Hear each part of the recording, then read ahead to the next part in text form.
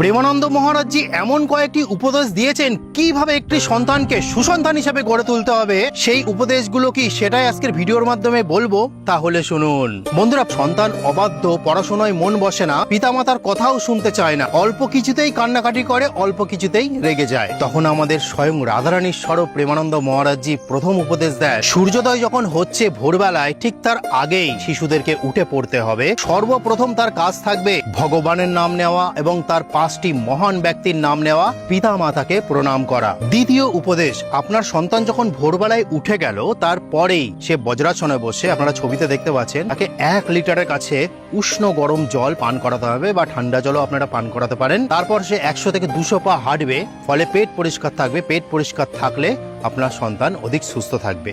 তৃতীয় উপদেশ, প্রেমানন্দ মহারাজজি বলেন যে ভোরবেলায় যদি সন্তানরা পড়াশোনা করতে বসে তাহলে সেই পড়াশোনা, সেই জ্ঞান দীর্ঘ সময় ধরে মনে রাখা যায়। সেই জন্য ভোরবেলায়, সকালবেলায় সন্তানদেরকে পড়াশোনায় বসাতে হবে, তাহলে তারা মেধাবী শিশু হয়ে গড়ে উঠবে। চতুর্থ উপদেশ, আপনার সন্তান যখন স্নান করতে যাচ্ছে ঠিক তার আগেই আপনার সন্তানকে কিছুক্ষণের জন্য প্রাণায়াম করাতে হবে। আপনারা ছবিতে দেখতে পাচ্ছেন যে প্রাণায়াম কিরকম, এতে দেহ মন স্থির থাকে, ফলে আপনার সন্তান শান্ত হয়, দুরন্ত কম হয়, অবাধ্য কম হয়, পিতামাতার কথাও শোনে। পঞ্চম উপদেশ, আপনার সন্তানকে শিশুদের জাঙ্ক ফুড থেকে দূরে রাখতে হবে, বার্গার, পিৎজা, কারণ এর ফলেই মস্তিষ্কে বড় প্রভাব পড়ে। আপনারা জানেন যে জাঙ্ক ফুড কতটা ক্ষতিকর, যেটা আজকালকার ডাক্তারবাবুরাও বলেন। ষষ্ঠ উপদেশ, শিশুরা যখন ঘুমাতে যাচ্ছে তখন ভগবানের নাম নিতে হবে, ভগবানকে ধন্যবাদ করতে হবে যে ভগবান, আমি সারাদিন এই কর্ম করেছি, আমাকে এইভাবে জীবিত রেখেছো, আমাকে অন্ন দিয়েছো তুমি, তোমার চরণে বারংবার প্রণাম ভগবান,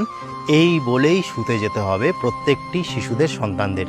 তো এই সমস্ত কিছু আপনি প্র্যাকটিস করেন আপনার সন্তানদের, ধীরে ধীরে আপনার সন্তান একটি সুসন্তান গড়ে উঠবে, যেটি প্রেমানন্দ মহারাজজি বলেছেন। তো আজকে বলার ছিল। রাধে রাধে, হরে কৃষ্ণ।